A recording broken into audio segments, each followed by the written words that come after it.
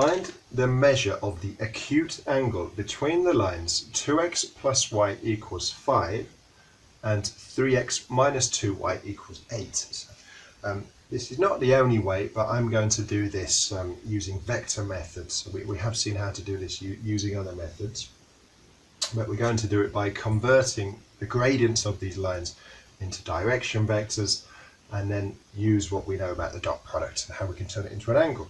So if we take line 1, 2x plus y equals 5, plus y equals 5, well that must mean y equals minus 2x plus 5, right? Which means that m equals minus 2, that's the gradient, right?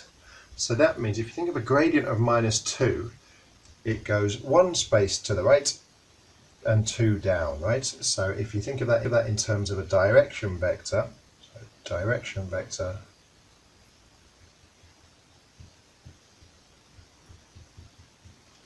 to go 1 to the right and 2 down, it has a direction vector of 1 minus 2, right? And we will call this vector A because we're going to substitute it into our A dot B and the magnitude of A, magnitude of B, all of that. Right, if we take the second line, 3x minus 2y equals 8, well that must mean 2y equals 3x minus 8, which means y equals 3 over 2x minus 4. Right, so now we have a gradient of, so m equals 3 over 2, so the direction vector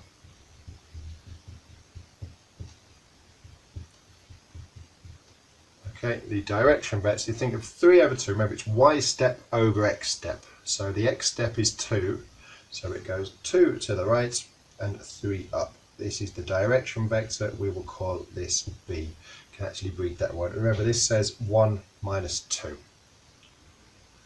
Okay, so now for the angle between the lines, remember A dot B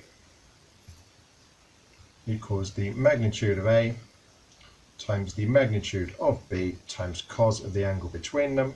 So cos of the angle, if we want an acute angle, it's the magnitude of A dot B over the magnitude of A times the magnitude of B. So let's find A dot B. A dot B equals, well, it's 1 minus 2 dotted with 2, 3. So that is 1 times 2 is 2.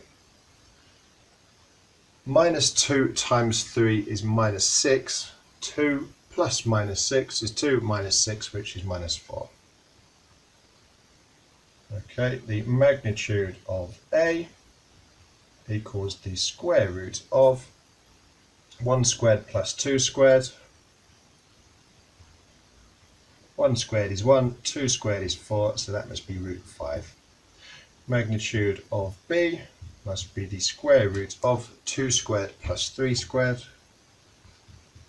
2 squared is 4, 3 squared is 9, so that must be root 13.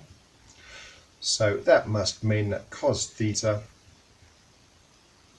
equals the magnitude of A dot B, so that is 4 over, in fact, I'll do it again, I'm going to write the absolute value of minus 4. If I show this, that I'm showing the examiner that I know what I'm doing, rather than having the right answer from wrong working and they have to guess whether you understand it or not. That's never a good place to be in.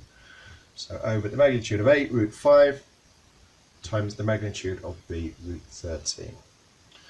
Okay, so that must mean theta equals, if we go to our calculators, so it's 4 over the square root of 5 times the square root of 13.